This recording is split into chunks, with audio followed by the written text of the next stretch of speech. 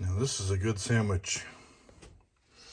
And we got some sourdough bread, butter, cheese, Swiss cheese, and grass-fed beef. Trader Joe's has got the killer deal going on the grass-fed beef. It's pretty cool. They sell these little boxes. Grass-fed beef sirloin roast.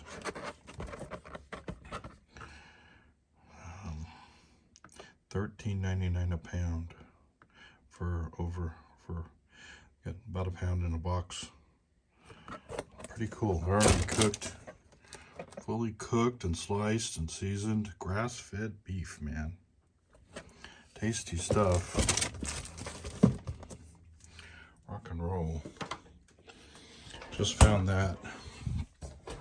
It's a hot ticket.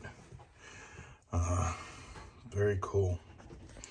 Anyways, good healthy sandwich, I think, for salt and pepper on it too. Good healthy sandwich for lunches, work lunches. You can make it the night before, put it in the fridge, and it'd be a good thing for work lunches. Pack in your little Playmate, your cool little cooler. All right. Thanks for watching. Click like on the video, subscribe. All right, take care. Bye.